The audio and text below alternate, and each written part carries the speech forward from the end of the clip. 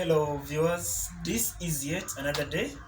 Welcome to the Gabriel TV. Happy Utamaduni Day to all Kenyans out there. And today I'm joined by a guest who we shall talk matters ODM, matters Azimio la Umoja, and 2022 politics. Welcome, Mr. Kipike. Asante sana. Happy birthday. Thank you. Happy birthday, Kipike. Thank you. And welcome to the Gabriel TV. Thank you so much. Yeah, and I want us to start. We saw the other day Raila Odinga was in Rwanda, and he is spreading his Azimio la Umoja gospel. And if you can tell the viewers, why Azimio la Umoja? Thank you very much for having joined you in Gabriel's TV. I'm also very humble to represent myself here. Thank you. And of recent, that is 2 days ago, Yeah. Baba was in Rwanda. He came to launch some projects by the Rwanda Member of Parliament and also the Deputy Speaker National Assembly, Honorable Christopher Umulele. There is a school that Umulele did with NGCDF, and he asked Baba to come and open and launch the classrooms before the students resume for their term 2, that is on Tuesday. Baba also found time to talk to watu wa Rwanda, and with him he was accompanied by the ODM SG, Honorable Sifuna. He was also accompanied by the Kakamega Governor. That is Wycliffe Oparanya.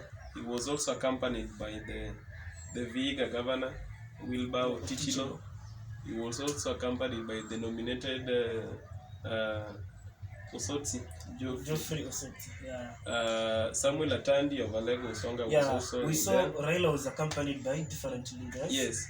Yeah. So even the deputy governor wa Kisumu, Matthews Owili, was also in the meeting. And Kipike was also in the meeting. And Kipike, I saw you in the meeting. I also accompanied Baba to launch that school, yeah. And also to talk to people of Luanda sub-county about the Azimio la Umoja campaign, and the Inawezekana hashtag. That is Azimio la Umoja, which means we are trying to shape up and bring all divides in Kenya, so that at the end of the day we all remain Kenyans.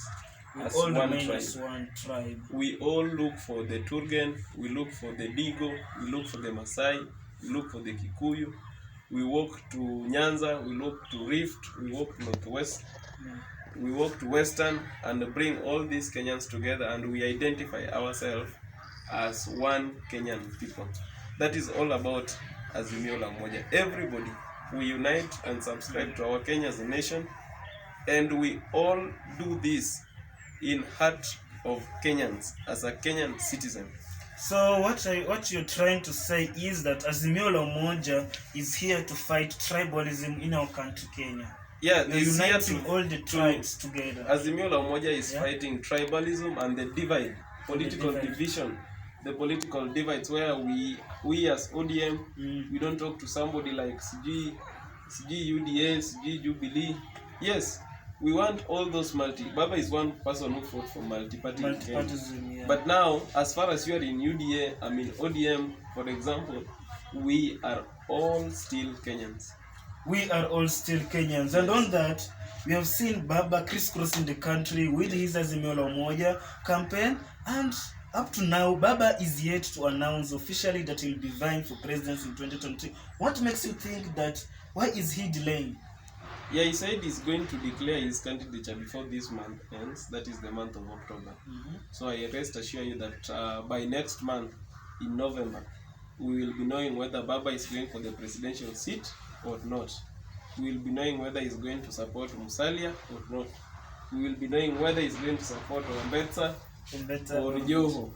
You know, now there is Jimmy Wanjigi factor in ODM. Yes. What's your take on Jimmy Wanjigi factor in ODM in relation to 2022 politics? Jimmy Wanjigi is just like one of the ODM members like myself. Yeah. If I have ambitions and I have the qualities to be a president of Kenya, I am free. ODM is a democratic.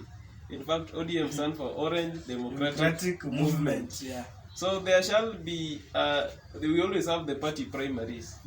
Whether me will be vying for president of this nation, or Jimmy Wanjigi, or Raila, or Joho, we invite anybody who wants to go for that position to go for that position. But we shall hold the party primaries, and nomination certificate will only be given to the winner of those primaries. So you are telling us now the nominations for presidential candidate will be free and fair. That is what ODM stands for, democracy. Democracy. Number one. But there are fears that some people are saying that Raila Odinga will be given a direct ticket. There are three, for you to get an ODM paper, there are three ways that you can get that nomination certificate. One, in the ODM constitution, it provides that you can either be given that ticket directly by the party. We saw that in 2017 when we gave Gladys Wanga, we gave Evans Kidero, we gave Joho, and many more direct tickets. Two, you can be subjected to party primaries, that is the nomination elections, where the party members and wananchi wenyewe, they will come and vote for that person they think should be flagging the ODM flag in those elections. And three is through delegates, where the ODM delegation will meet and appoint from the list they have. So those are the three ways of getting, three constitutional ways of getting the ODM ticket. The ODM ticket. Yes. And as per now, we have seen the ODM ticket has been only one person has been fighting for the tickets for a very long time. Do you think 2022 it's time to change to another person to bring the ODM flag high? All we want is somebody who can represent and uphold the ODM constitution and obey the will of the ODM people. Plus, because president is somebody who will be ruling the entire nation. If you have the standards of meeting all the national qualities, then whether you are vying for that for the 6th or 19th time, you will have to get it. If merit belongs to you, the Bible says, give Caesar what belongs to Caesar, and God what belongs to God. So when this credit will belong to Raila Odinga, even for the 7th or 8th time, we pray that we will get his rightful position. If it will belonging rightfully to Jimmy Wanjigi, or even myself, if I will be vying with the ODM ticket, which is allowed by the constitution, I will get it, or Wanjigi will get it. But you can't vie for president. Yeah, I can't vie for now because you of can't the vie age. for other seats. Your age is... My age, my qualities, what I can say. That was just an example. Yeah, thank you for that example. But Jimmy Wanjigi is doing his campaigns very well. I can see him actually opening offices in Mount Kenya. But according to the party, we have seen the party not is not contented with what Jimmy Wanjigi is doing. We personally, as for me, not the party. Let me speak on behalf of Kipike, who is me. Jimmy Wanjigi is doing a good thing. As far as he's taking his campaigns to Mount Kenya region, remember he's also taking his campaigns through the ODM coverage. He's going there as an ODM member, which is also good, selling the ODM in Mount Kenya. In Mount Kenya, in the mountain. He has gone to different parts. He was also in the coast. He was in coast. He has come to Luo Nyanza. Migori. He was in Migori. He was in Homa Bay, where he met youths in a hotel called Starridge Hotel in Homa Bay. And he talked to the youths. He talked to the people, which is good. And you see, the only problem that personally or we can have with Jimmy Wanjigi, ODM as a party only have one slogan, that is forward together, in English, or mbele pamoja. But when Wanjigi comes out with ODM fagia wote, a slogan that has never been in Homa Bay for ODM for the decades, that is where I think there might be some 1, 2, 3, and this is election. When we have people sidelining with the Baba side more than those sidelining with Jigi side, and democracy will always have that the majority have their way, their say, and the minority get their say. So obviously, when you only have a say, you must cry of being infringed by the party. But up to now, he has been given equal opportunities with Raila. He's allowed to walk to whichever part of the country and sell the ODM agenda plus his agenda. Yeah, for example, you do the nomination as a ODM party. What if Jimmy Wanjigi becomes the second? Will you as Kipike or will you as the ODM youth be contented when he becomes the running mate of Raila Odinga in 2022? The party structure does not, let me say the constitution does not give room for that. That when we vie for governor position in the nomination and you be my second, that now you be my deputy governor. There is not that clause in the constitution, and mostly there will be political arrangements from next year. Yeah. And for these political arrangements, Now, when we have our presidential candidate, then we'll not be worried when we look for a vice or a deputy president from other parties when they come for coalition. Coalitions will be there. coalitions will be We'll there. be forming coalition. There will be political alignments. So Mambo whether bado. ODM will line with UDA Eh, and we make deputy president, our deputy president with Raila as the president, we cannot talk about that now. But when you go for president and you lose the nominations, it's not a guarantee that immediately you might be the deputy president. But we don't know what will come. So what if Jimmy Wanjigi loses the nomination and thereafter he goes for presidency? Don't you think that now Jimmy Wanjigi is going to... there'll be a problem with votes with Raila Odinga? I don't think of such one. Jimmy Wanjigi is a ODM member. And I don't even think after him losing, he will also still go ahead and fight against his party leader, that is Raila Odinga. Jimmy Wanjigi, I know, respect the party directives, and he will also accept the nomination results after going through a contest between him and the party leader Raila Odinga. So I don't think when Jimmy Wanjigi will do that. I don't think. You don't think? I don't think. And as for now, you also don't think that we need fresh blood in 2022 as president? Yeah, Raila will be a fresh blood in 2022. Fresh blood. He has been in politics for more than 30 years now. Yes, he has been in politics. We need someone who has not been in that seat, who has not vied for president for a while. We need a new fresh blood so that we can see as a country where he can take us. What people don't understand is that Raila has never been a president in Kenya. Raila has never been a president. He has never been a president in Kenya. He is going to be a president for the first time in 2022. Which that one means will be a fresh blood, different from the Kikuyu, Kalenjin, Kikuyu, and now you want it to be So Kalenjin. that is your understanding of the term fresh blood. But the rest think understand it the other way. Not the way you do. Let me tell you the truth. You know, it's good at times we stand and talk the truth at the youth of Kenya. Raila has been winning elections but not being a president. I was made to understand sometimes that there is a difference between winning and being the president when it comes to Kenyan elections. You can win and you don't be the president, just the same way Raila has been winning. And when Raila goes and this time I know he will win and becomes the president. So after him winning and being the president, you are very sure, Mr. Kipike. Yes, I'm very sure. I'm very sure of this. What makes you so sure?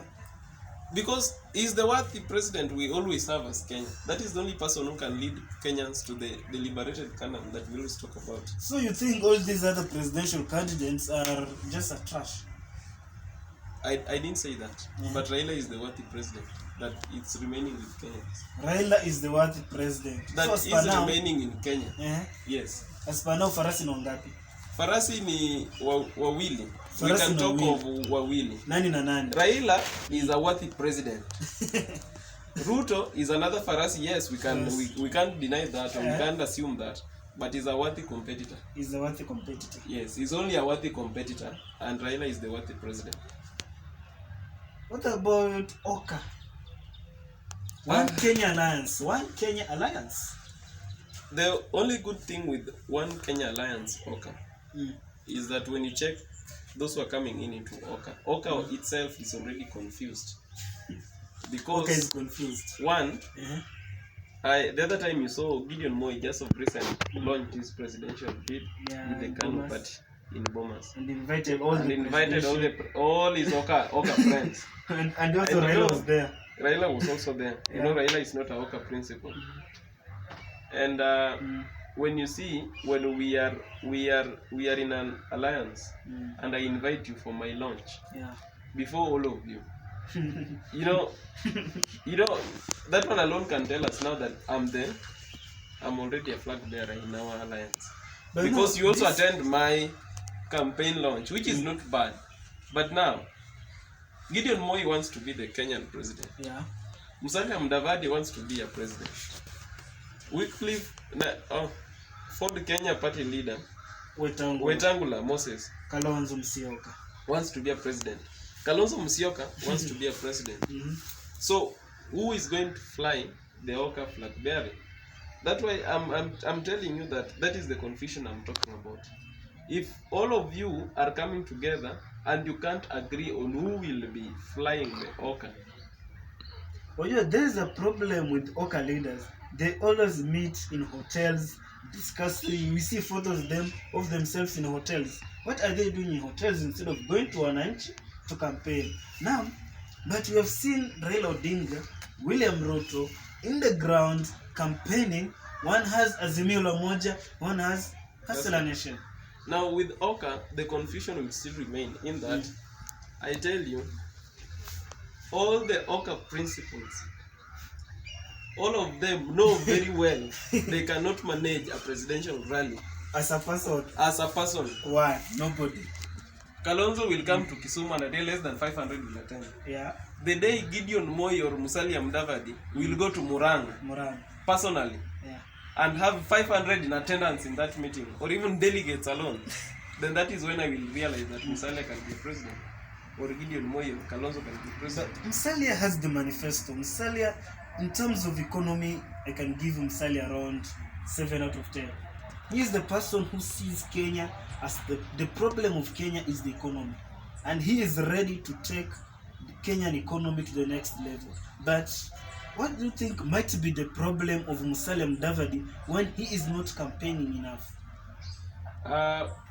You know, this is a democratic, it's a democratic right of every Kenyan to vote for the wanted leader. By this I mean, whether you have good or bad manifesto, it is the Kenyans who will elect you.